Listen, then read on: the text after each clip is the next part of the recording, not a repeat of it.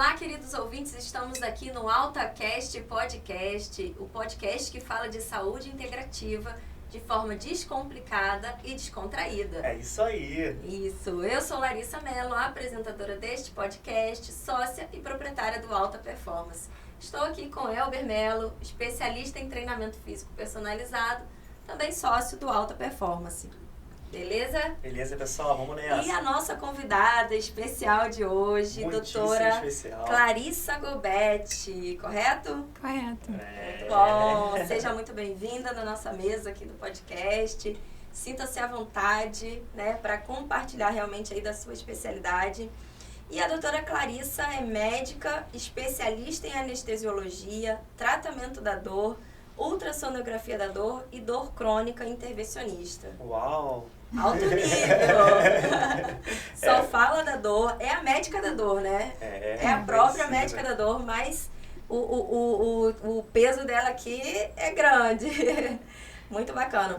E hoje, queria que você contasse pra gente, então, Elber, por que você convidou a doutora Clarissa para o nosso podcast. Legal demais. A hora da história agora, Clarissa. Tem que ter uma história por trás. Para chegar nessa mesa, não é porque simplesmente tem os seus pré-requisitos realmente na parte acadêmica. Tem que ter uma história por trás em conexão com a gente. Mas vamos lá. Nós temos uma aluna muito querida por nós, a Dorinha, né? Doralice.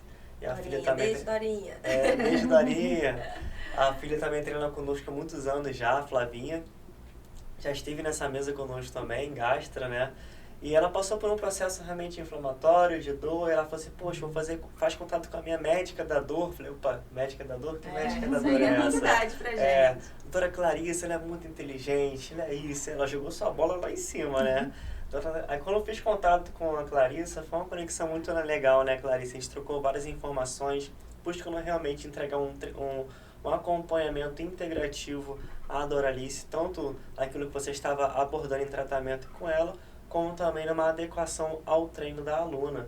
Então, houve uma conexão legal profissional dizendo ali, em relação ao acompanhamento de uma pessoa. Eu falei, poxa, que legal.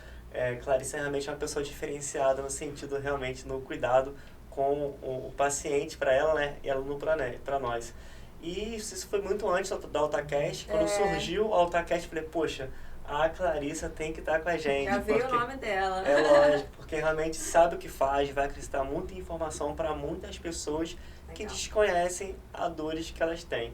Beleza? Essa é a história. Então, Clarissa, a primeira coisa que eu queria saber aqui é em relação a essa formação, né? Primeiro, você é macaense ou não? Veio de fora? Como é que é a sua jornada até chegar aqui? Eu sou de Salvador. Nossa! Salvador? Essa eu não sabia, hein? Eu sou de Salvador, nasci em Salvador, fiz faculdade lá, residência de anestesia lá. Que legal! E conheci meu marido lá. Meu marido passou 1 ano lá, fazendo um curso da Petrobras. A gente se conheceu, namorou. E ele veio pra Macaé. E eu vim atrás. Então ele era daqui? Ele é de Campos. Sim, pertinho então também. Passou na Petrobras aqui, né? E aí você veio acompanhando. A gente optou por ficar em Macaé. Tinha a opção de Rio, Macaé. A gente achou que pra viver, pra criar filho, de uma forma geral, aqui seria melhor. Bacana. Muito bom. E aí você fez a sua faculdade lá em Salvador, então? Eu fiz Federal da Bahia. Lá, e quando eu terminei, eu fiz residência de anestesia, né? De anestesiologia, lá no Irmã Dulce, que também é em Salvador. E a formação em dor, eu já estava aqui em Macaé. Eu ia e voltava para São Paulo. Você sempre quis essa área, então, Clarissa? De dor? Anestesia, dor... Eu fiz anestesia para fazer terapia intensiva. Sério? Era o que eu gostava mais. E eu achava que eu seria uma intensivista melhor se eu escolhesse o caminho da anestesia, porque eu tô um pouco velho. Na minha época, não era acesso direto. Hoje, terapia intensiva é acesso direto. Você forma, faz 3 anos de terapia intensiva, acabou. Na minha época, não. Você tinha que fazer um pré-requisito, que no mínimo era 2 anos, e depois mais 2 de terapia. E eu escolhi anestesia porque eu achei que ia complementar melhor. Mas quando eu entrei na anestesia, eu achei a anestesia tão fantástico que eu não quis sair mais dessa área, né? Poxa, uma descoberta profissional, né? Que bacana. Só aprofundou nessa parte da dor, então, né? E aí, como é que é essa formação para hoje você ser a médica da dor? Então, para ser médico da dor é subespecialidade. Então, você tem que fazer primeiro você tem que ser médico, né? Você tem que fazer uma das especialidades que é pré-requisito. Então, você tem que ter uma residência médica ou uma pós-graduação com uma prova de título que te certifique como especialista, por exemplo, em neurologia, em ortopedia, em acupuntura, em anestesiologia. E aí você faz algum tipo de formação para a medicina da dor. Que aí pode ser residência, pós-graduação. Você tem que ter uma formação específica na área. E aí, depois disso, se essa sua formação preencher os pré-requisitos mínimos, você fica autorizado a prestar a prova da Associação Médica Brasileira para você ter a certificação de que você é um médico da dor. Nossa. Aí, depois do médico da dor, eu quis fazer a parte de intervenção, que é a última. Entendi. Que é dor crônica intervencionista. Isso. E de onde que veio esse estalo? Anestesia, vou partir pra dor agora. Como é que foi essa decisão pra você? Cara, nossa, isso é legal. Assim, foi uma questão de mercado. Eu sempre gostei muito de anestesia. Sim. E eu sempre gostei muito de fazer bloqueio. Sempre gostei muito. Para anestesia a gente faz bloqueio. O paciente vai operar o pé. Tem como eu fazer um bloqueio num nervo que inerva o pé. E o paciente opera o pé e ainda fica com menos dor no pós-operatório. Então, eu sempre gostei muito de fazer bloqueio. E eu acreditei que o mercado, em relação à medicina da dor, seria Tinha mais... poucos, né? Seria mais fácil de entrar, assim, vindo de uma outra cidade, do que a anestesia. Na verdade, tem poucos hoje ainda, né, Clarissa? Ainda tem poucos. É um mercado que está em ascensão. Legal. Realmente, interessante. Aqui pra mim foi a primeira vez que eu ouvi falar dessa especialidade, foi através dessa situação, dessa história da Dorinha. E depois até dei uma olhada assim, não encontrei nenhum outro médico dessa área. Tem alguns na cidade, assim, atendendo como médico da dor. Legal. Legal, muito bom. Então, assim, pra gente trazer um embasamento, um entendimento para todo mundo que está nos ouvindo, eu queria que você nos explicasse o que é a dor em si. A dor, essa é a pergunta mais difícil. É mais difícil, gente, não é a dor da consciência, por favor. Sei que você talvez pisou na dieta semana ontem, né? Tá com dor na consciência hoje, mas não é essa, tá? Dor de cotovelo. Dor de cotovelo, é verdade. Tem mais outras dores aí. Tem outros especialistas para tratar isso aí, né? Então, dor é porque a compreensão de dor é diferente da compreensão de estímulo doloroso, que a gente chama de nocicepção. Nocicepção é puramente o estímulo da dor. É o estímulo da dor puro, sem a interpretação da pessoa. A gente diz que a dor tem a ver com a experiência da pessoa, sobre o que ela já tudo que ela já passou na vida, entendeu? O que ela aprendeu quando ela era dor, ela era pequenininha, caiu, aí a mãe fala assim, doeu, filho? Então a pessoa aprende que aquilo ali é dor. A dor e a nocicepção são diferentes. Se a gente for pensar só na nocicepção, que você tem um cortezinho no dedo, você ativa um receptor, o estímulo vai pra medula. Algo mais sensorial, né? É uma coisa assim, que precisa de um estímulo pra ter. Mas a dor, você não precisa ter uma lesão pra você ter dor. Por exemplo, fibromialgia. Você não precisa ter uma lesão, você precisa ter um corte, um machucado. Mas você tem dor, muita dor. Por quê? Porque você tem alteração no processamento da dor, lá no cérebro. Você tem uma redução no sistema que a gente chama inibitório descendente da dor. Você tem uma redução de neurotransmissor. Você mexe ali no processamento. Então, você não precisa ter lesão para você ter dor. Dor é uma experiência sensorial desagradável. Essa definição da sociedade, da IASP, International Association for Study of Pain. A definição da IASP é uma experiência sensorial desagradável, semelhante àquela causada por uma lesão tecidual real ou potencial. Ou seja, você nem precisa ter um machucado para você ter dor. Entendi. Cara, é um rolê absurdo. Pra explicar o que é dor. Imagina, tô aqui tentando. É um rolê.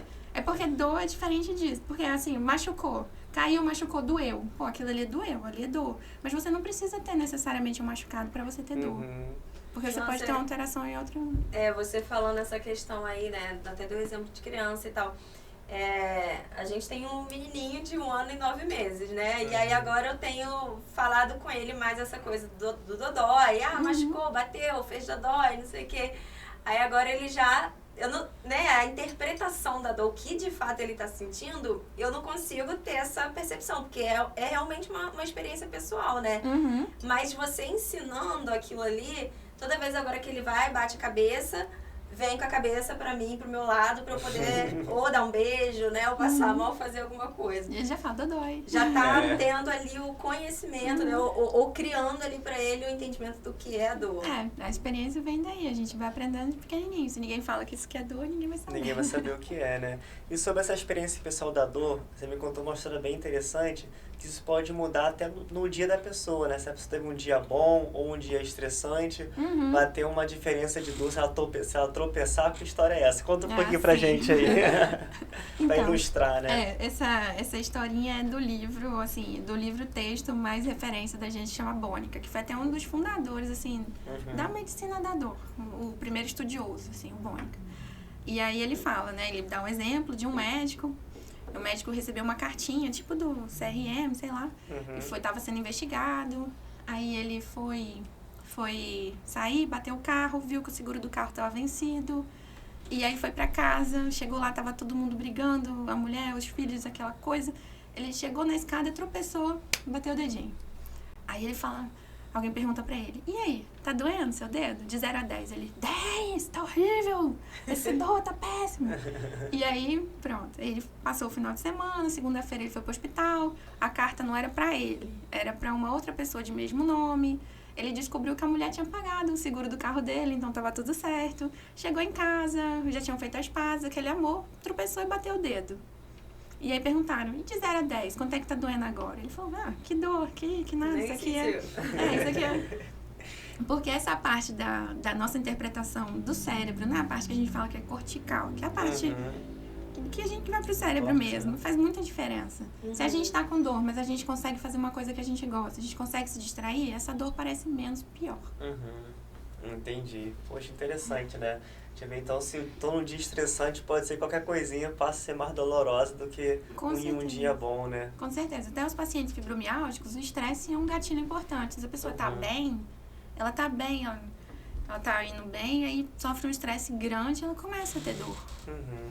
Entendi. Pois é, realmente, né, é uma questão que tem até a ver muito com essa parte emocional, né, como que a pessoa tá vivendo aquele dia, ou as coisas que a gente realmente recebe durante o dia, né, pode mudar essa interpretação. Por isso que às vezes a gente vê pessoas que são aparentemente mais, toleram mais a dor, né, ou a situação que gera aquela dor, e outras, né, às vezes parece ter mais, até frescura, tem gente até que, né, pode falar alguma coisa do tipo, mas realmente tem a ver com essa questão que a pessoa está vivendo, né? E aí a gente não sabe, né, é saber respeitar cada um, né. Me veio um insight aqui agora, talvez você possa trazer pra gente de Clarice em cima de dor, né.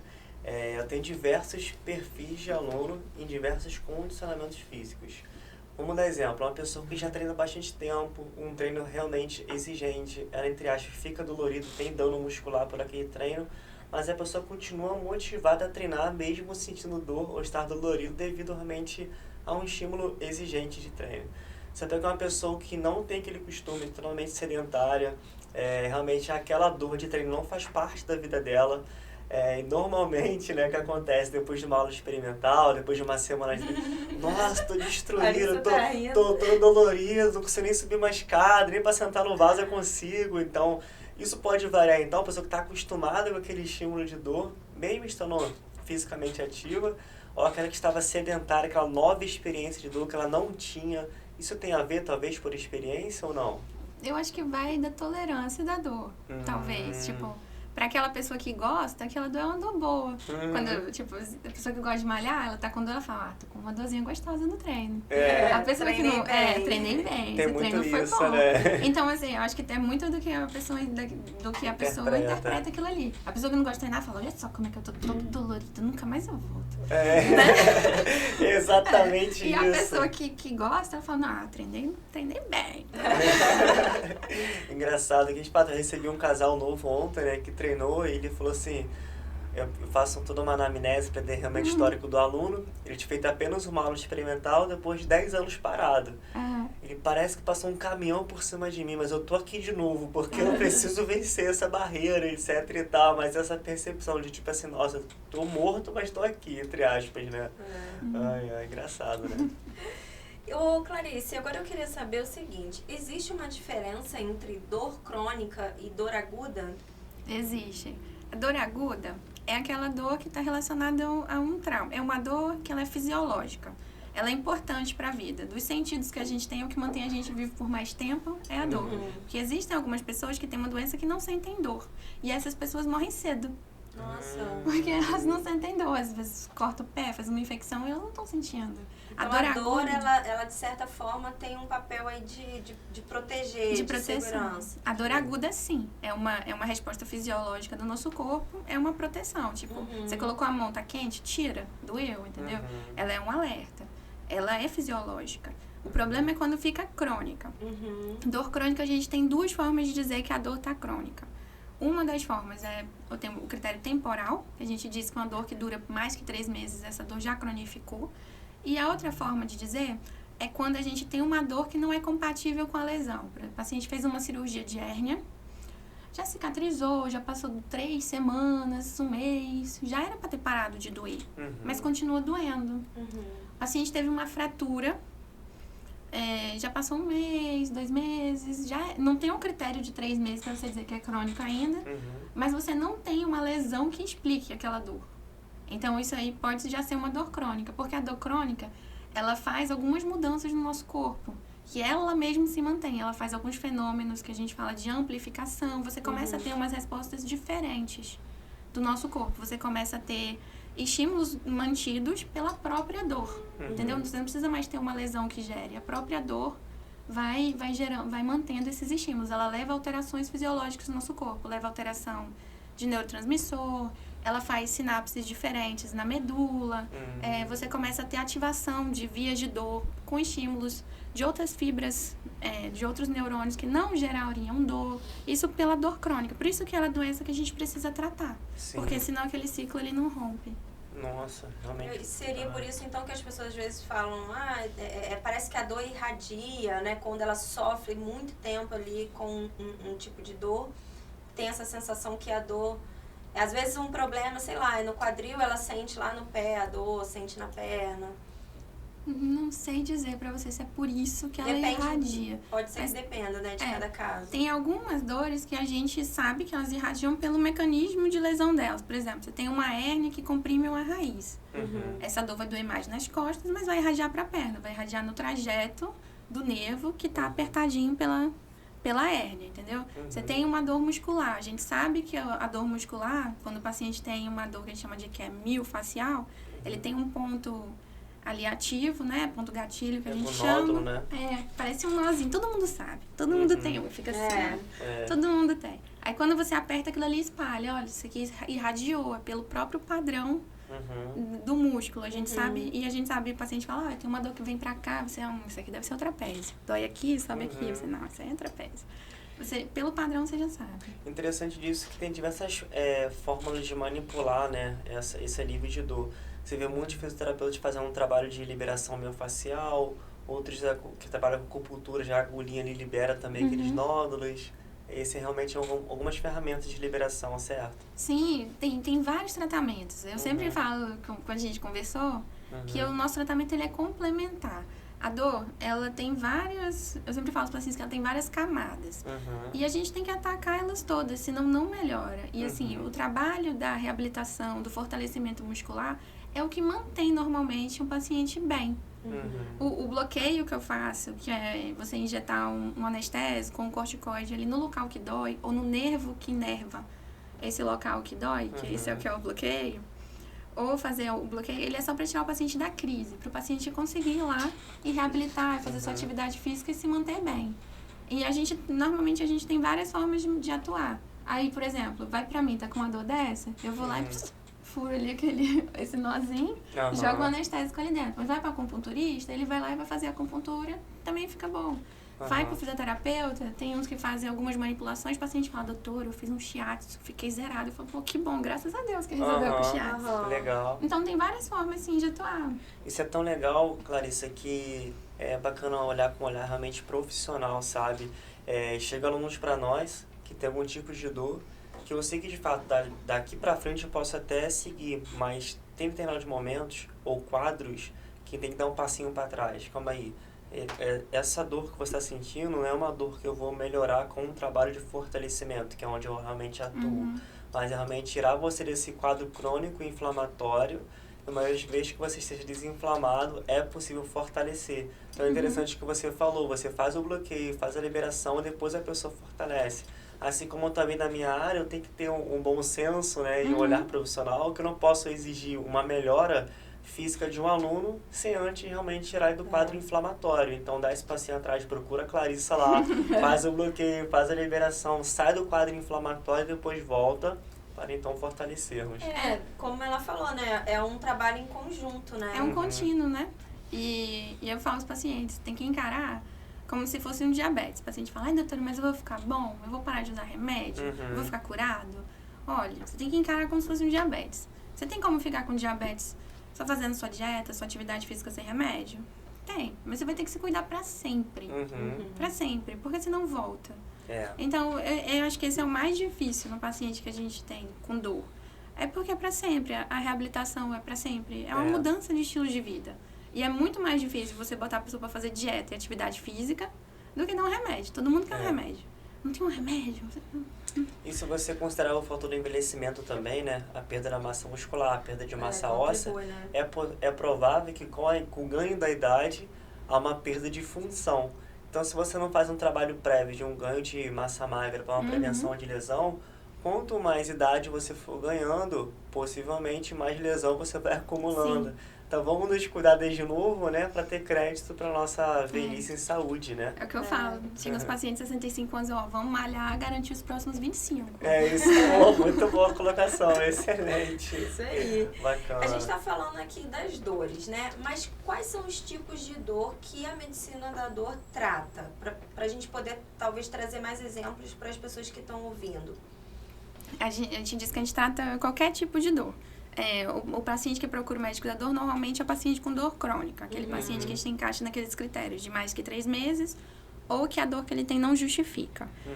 E aí a gente trata todo tipo de dor, porque às vezes, por exemplo, eu sei de todas as doenças do mundo que causam dor? Não sei, eu não sou endócrino, eu não sou neuro, eu sou anestesista e trato dor. Então, às vezes, a gente tem uma boa noção da maioria das doenças, as doenças que são mais importantes para a medicina da dor, mas às vezes só pelo tipo de dor que você me fala, você fala, eu tenho uma dor no dedo, mas essa dor dá choque, essa dor parece um frio, essa dor formiga, tá dormente, eu falo, tem alguma coisa de nervo aí. Então, às vezes, só pelo tipo da dor, eu já consigo dizer se é uma dor inflamatória, se é uma dor de nervo, ou se é uma dor que a gente tem mais um problema lá a nível de processamento da dor, que a gente chama de nociplástica, que é o caso da fibromialgia. Então, às vezes, só pela descrição da dor que você me dá, eu já consigo pensar em qual grande grupo eu enquadro ela e vou para esses síndromes dolorosas que são mais comuns ali, e a gente consegue tratar, mesmo às vezes sem descobrir qual é a causa. Por exemplo, eu tenho uma paciente que ela tem uma dor de nervo, que eu não sei qual é a causa. Aí eu mandei ela para o reumato, porque podia ser alguma coisa da reumato. A reumato não conseguiu dizer. Aí tinha que ser médica, né? A paciente, óbvio, né? Aí eu mandei para o neuro. Ninguém sabe o que ela tem, entendeu? Aí eu dei um remédio pra ela que trata dor de nervo. E ela tá feliz porque a dor passou. Mas a gente tem que investigar o que tá causando isso. Normalmente quem faz essa investigação, esse acompanhamento, a gente faz assim uma parte, mas eu sempre mando pro especialista, entendeu? E aí ela tá procurando com a neuro o que é pra poder, se for uma doença que evolui e tal, a gente fazer alguma medicação pra frear. Mas a dor tá controlada. A outra pergunta que eu ia fazer é exatamente nesse sentido, né? Como encontrar a causa dessa dor? Então, normalmente é ali um trabalho em conjunto com o especialista, né? Investigação, né? Normalmente, o que eu mais recebo, a gente chama que é dor por mau uso.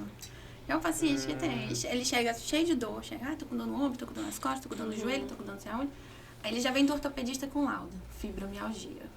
Nossa. Aí quando chega pra mim, eu falo, não é fibromialgia, você tem artrose de ombro, você tem artrose da coluna, você tem artrose do joelho, você usou mal o seu corpo. Deus não deu o seu corpo pra você usar do jeito que você usou. Uau! Verdade nua e crua, assim, né? Pá. Não alivia não, né? Então, o que a gente pode fazer? O dano que já tá feito, a gente não consegue reverter. Por mais que hoje em dia a gente tenha a medicina regenerativa, que o pessoal faz infiltração de célula mesenquimal, de plasma rico em plaquetas e que promete gerar uma regeneração tecidual, você nunca vai gerar um tecido novo. Sim. A gente ainda não consegue fazer isso. Então, assim, o dano que tá ali, a gente não vai conseguir resolver. A sua cartilagem tá ruim, o seu osso tá ruim. Isso que já estragou, que já tá com artrose, a gente não vai resolver. Mas a gente vai conseguir deixar o paciente sem dor o máximo possível para que ele chegue lá no alta performance, vai lá na sala Stronger. É a nova sala, é verdade. E consiga ganhar massa muscular. Vai ganhar sua massa muscular, vai fazer seus alongamentos, entendeu? É e vai lógico. viver bem. Mas ele não vai poder deixar de fazer isso. Entendi. Porque senão ele vai voltar a ter dor.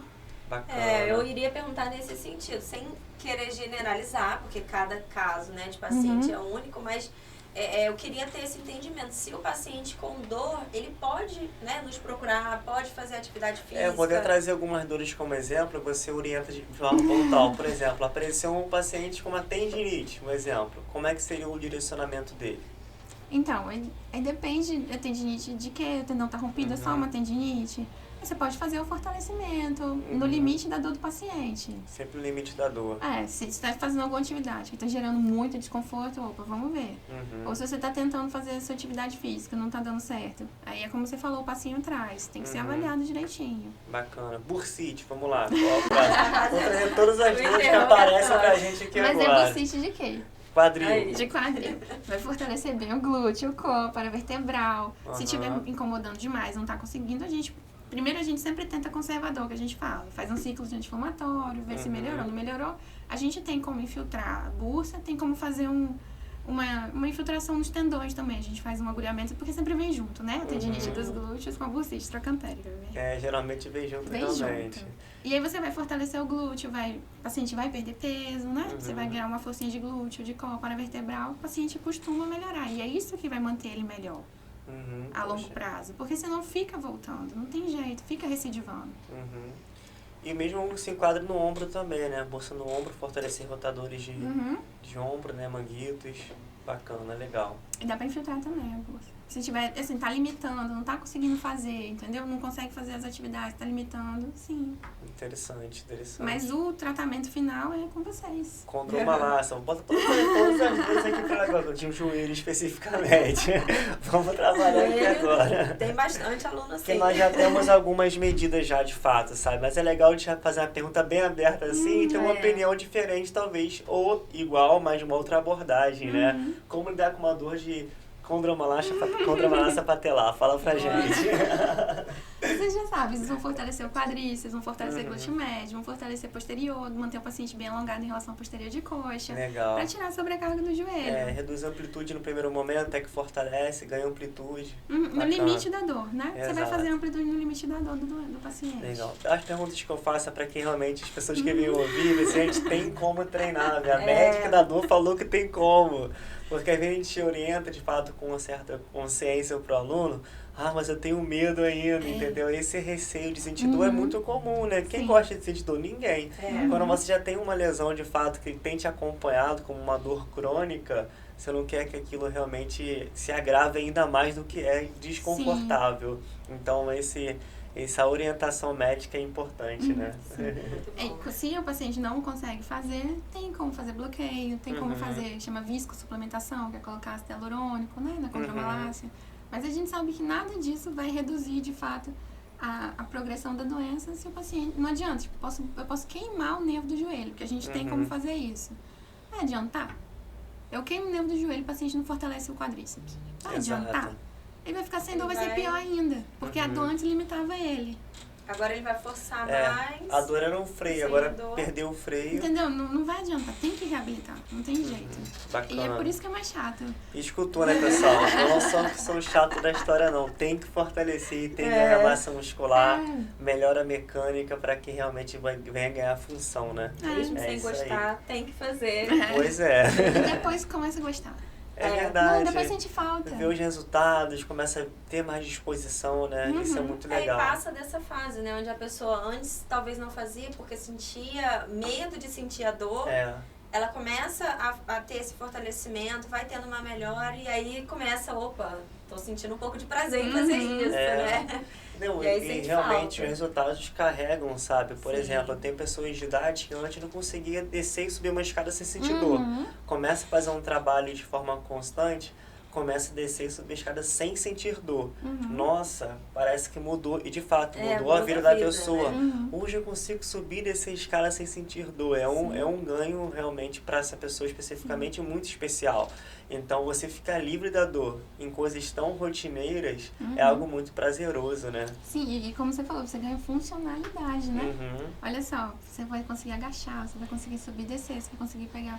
Né? Você vai conseguir viver muito melhor. Com certeza, com certeza.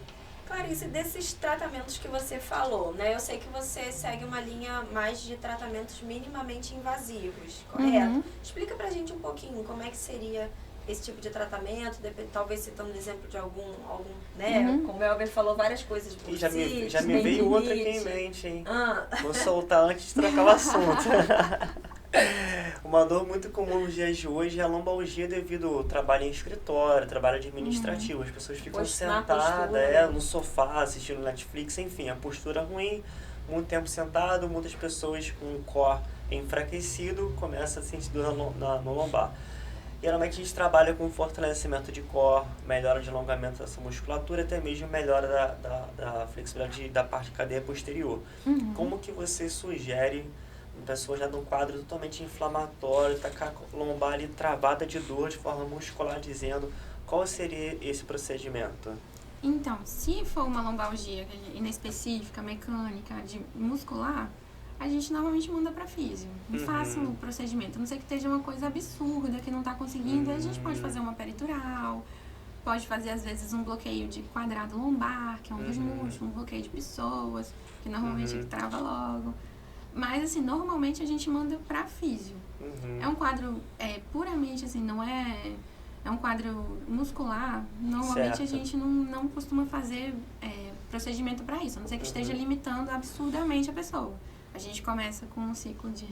Tô quase ortopedista hoje. Um ciclo de anti-inflamatório. É um trabalho realmente em conjunto, né?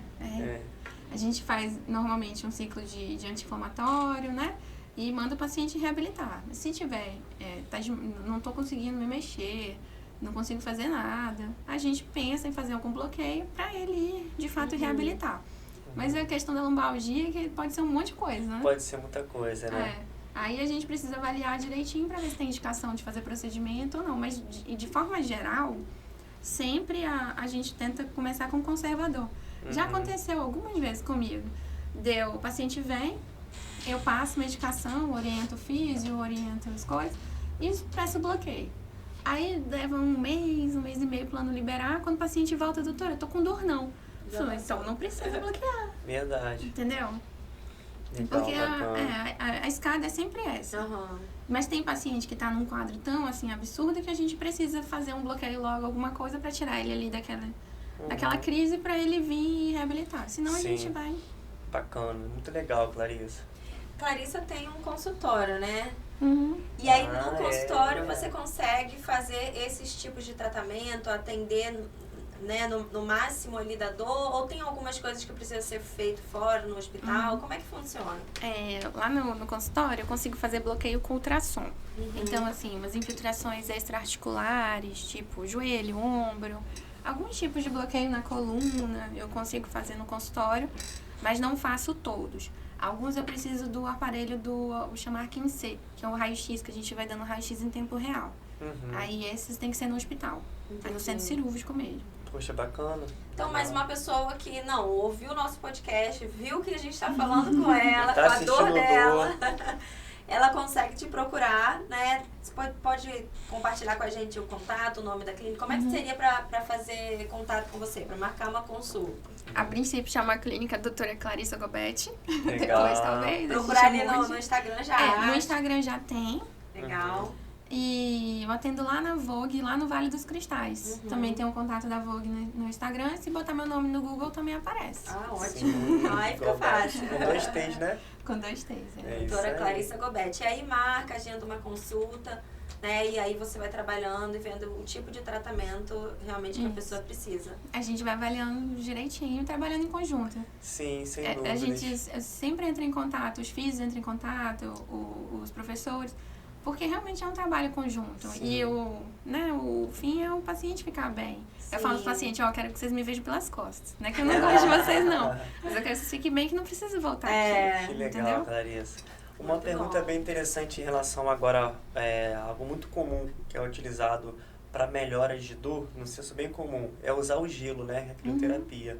Então, poxa, assim, torceu, bota gelo. Deu uma topada, bota gelo. Geralmente é assim, né? No senso bem comum. O que você tem a dizer em relação à utilização do gelo para minimização de dor, em relação a realmente algum trauma, algum entorse, realmente algo que venha para gerar dor para as pessoas que utilizam o gelo para alívio da dor? Se for um quadro agudo, pode usar gelo. Assim, torceu, tá num quadro agudo, inflamatório agudo, aí você pode usar gelo. Depois tem algumas coisas que vão melhor com calor. Tipo uma dor muscular, às vezes o calor ajuda mais a relaxar. Melhor o tecido, né? Aí depende do quadro. Mas uma entorse aguda, sim, vai bem o gelo, porque ele atua como anti-inflamatório. Legal. Interessante que alguns atletas utilizam o gelo para melhora de recuperação, né? A pessoa sai de um treino, entra na banheira de gelo e tal, para melhoras de recuperação das microlesões, vamos dizer assim, né? Interessante. Meu Deus. Tô fora esse papo de dor, de passar situação, não. Mas, às vezes é necessário, né? Então, verdade. Bom a gente saber que tem pessoas que estudaram para nos ajudar nessa situação. Sem dúvidas, sem dúvidas.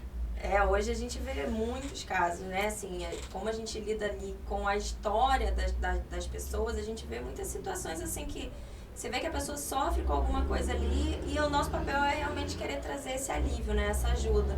Então, é muito bacana poder fazer esse trabalho em conjunto, né? Com vários especialistas. A gente sempre tem essa mesma visão da recomendação da atividade física, né? De procurar realmente seguir por essa linha de ter uma qualidade de vida melhor. Verdade. Muito bom. E um dos medos que ocorre também no nosso meio é em relação à hérnia de disco, né? Poxa, eu tenho hérnia e não quero travar. Porque às vezes a pessoa de fato passou por esse processo, vai falar muito melhor sobre isso, travou, sentiu uma dor absurda ali, incapacitante, e então tem medo muitas das vezes de se colocar numa condição de treino e talvez expor, né? Talvez uma protusão que nem é uma hérnia ainda, enfim. E realmente usar realmente entre aspas, o travar e não poder fazer e continuar sentindo dor. O que você tem a dizer em relação a hérnia de disco, protusão? Pode treinar, não pode? Vai travar? Como é que é isso? Então, aí depende de que fase que a gente trata. Quando o paciente tem uma hérnia assim aguda, que ele já travou, aí ele fica um pouquinho de repouso, tipo assim, 1 semana, 15 dias no máximo. E depois o recomendado é atividade física. Os estudos mostram que os pacientes que o repouso é prejudicial. O repouso e o uso de opioides, que no caso a gente sempre passa tramal. É prejudicial a recuperação desses pacientes. E tem mais, anti-inflamatório tem algum benefício. E atividade física. E tem pessoas que ficam dependentes do anti-inflamatório, né, para nível de dor, né?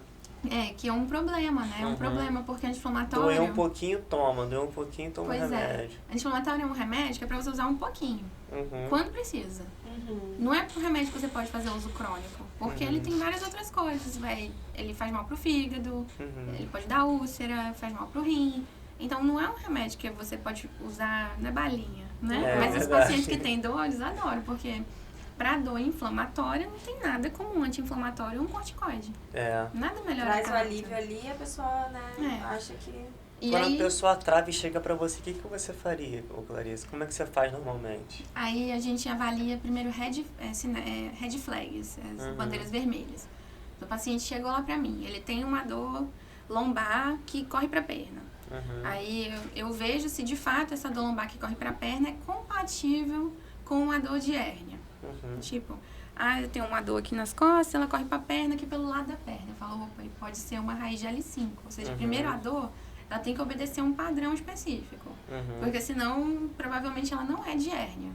Pode ser de músculo, a gente tem contraturas de glúteo mínimo que pode doer e irradiar até o tornozelo, mais ou menos.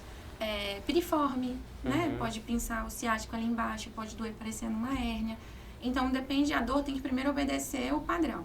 Parece uma dor de hérnia, parece uma dor de raiz de L5, de S1, que é o comum, né? Certo. Ela corre por aqui, por ali, parece essa dor, beleza. Aí tá no quadro agudo, aí você vê, o paciente teve algum trauma, ele caiu, ele teve um acidente, eu penso que ele tem alguma fratura. Se tiver, eu já mando tem que fazer exame de imagem. O paciente está tendo febre, pode ser alguma infecção do disco. Esse paciente, ele é muito idoso. Esse paciente, ele tem câncer.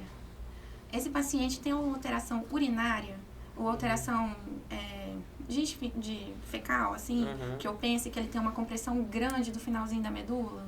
Que isso é uma urgência. Eu já ligo pro neurocirurgião, falo, pra você, pra mim não. Aí já encaminho. Esse paciente tem alguma alteração que eu pense que é essa, a gente chama de caldequina, né? Quando pinça muito o final da medula. Ele tem alguma alteração que eu acho que é caldequina, eu já mando pro neurocirurgião. Ou ele tem uma perda de força muito importante na perna, ele tem uma plegia aguda. Nesses casos, a gente tem que fazer exame de imagem e neurocirurgião. E aí vai ver o que vai acontecer. Se não, o paciente que travou em casa, travado, tá com dor, a dor tá correndo pra perna, parece uma raiz. A indicação não é nem fazer exame de imagem no início, mas ninguém consegue se segurar. Todo mundo faz uma ressonância. Não tem como você ter uma dor nas costas e não fazer uma ressonância. Todo mundo faz. A indicação formal não é nem fazer.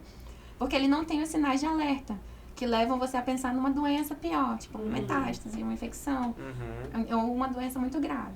E a maioria dessas pessoas, mais ou menos 90%, vai melhorar nas primeiras 6 semanas. Independente, o pessoal fala com o médico, sem o médico ou apesar do médico. Nas primeiras 6 semanas, essas pessoas vão melhorar. Que é o ciclo normalmente da dor, é isso aí. Mas a gente fala assim, ó, travou agora, tá com muita dor, a gente faz uma analgesia, um remedinho e fala, fica descansando essa primeira semana. A segunda você vai ver como é que você tá, a gente já vai começar uma físio devagarzinho. Aí o físio faz aquelas bruxarias do físio, aquelas manipulações que eles fazem, começam a fazer exercício normalmente de extensão, né? De extensão de coluna, começam a fazer fortalecimento de core e o paciente vai melhorando devagarzinho. E aí quando o paciente fica melhor, a gente fala, ó, tá melhor? Vai reabilitar e para evitar que isso fique recidivando, porque normalmente se o paciente tem alguma disfunção biomecânica, né, alguma alteração ali, tem uma coluna muito retificada, tem uma pelve muito presa, ele tem, né, e aí ele faz o tipo de sobrecarga e a tendência é recidivar, a não ser que ele mude alguma coisa. Entendi. Poxa, que interessante, hein? Bacana demais. Muita informação, gente. E se tiver muito ruim, aí eu faço um bloqueio. Então, no último caso, tem o bloqueio preparado.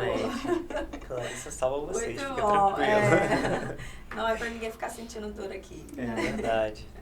Olha, eu queria agradecer a doutora Clarissa, né? Foi ótimo, foi super esclarecedor. Foi um alívio de dores esse podcast. Esse podcast é para trazer o alívio da dor, literalmente. Verdade. Mas muito bacana, tenho certeza que vai, né, trazer aí um entendimento pro pessoal. Muitos talvez nem conheciam essa especialidade, hoje, né, sabe que agora a gente pode contar. A Clarissa está atendendo aqui em Macaé.